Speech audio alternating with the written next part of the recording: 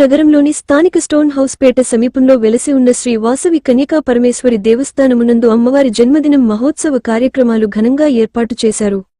అందులో భాగంగా నేటి సాయంత్రం శ్రీ పార్వతీదేవి అలంకారములో భక్తులకు అమ్మవారు దర్శనమిచ్చారు.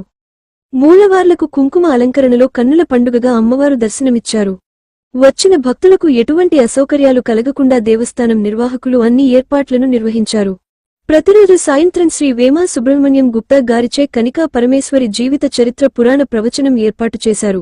ఈ కార్యక్రమంలో చైర్మన్ కోటా గురుబ్రహ్మం కార్యనిర్వహణ అధ్యక్షులు షేగు షణ్ముఖరావు, ప్రధాన కార్యదర్శి నిచ్చెనమెట్ల చిరంజీవి, కోశాధికారి ఓమ్మిన జనార్దన్రావు, ఉపాధ్యక్షులు వేముల ప్రసాద్, గౌరవ సలహాదారులు ఎంపీ ఆంజనేయులు, జాయింట్ సెక్రటరీ మునగ వెంకటేశ్వర్లు, కమిటీ మెంబర్లు, భక్తులు, స్థానికులు తదితరులు పాల్గొని విజయవంతంగా ఈ కార్యక్రమాన్ని కొనసాగించారు.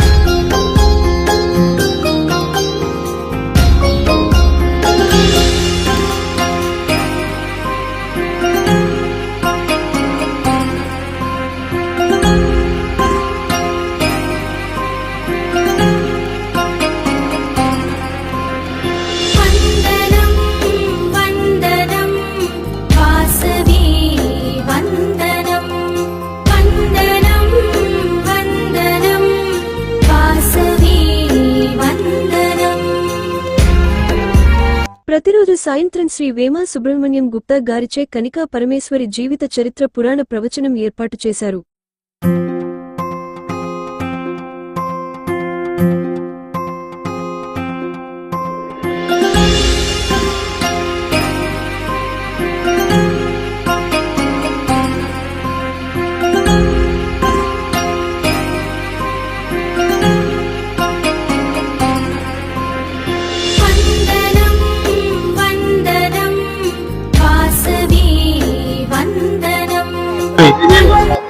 శ్రీ కన్యకా పరమేశ్వరి దేవస్థానం, శ్రీనివాసపేట, నెల్లూరు.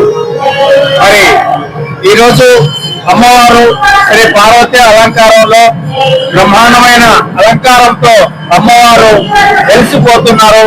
భక్తులు కూడా విశేష సంఖ్యలో హాజరై అమ్మవారి ఆశీస్సులు తీసుకున్నారు.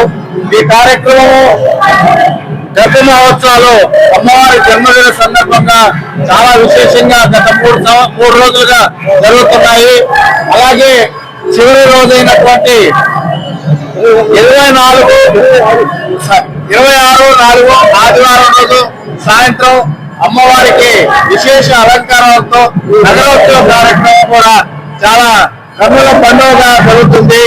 ఆ రోజు ఈ యొక్క నగరోత్సవానికి మేళ తాళాలతోటి, నృత్య కళాకారులతోటి చాలా బ్రహ్మాండంగా ఏర్పాటు చేస్తున్నారు.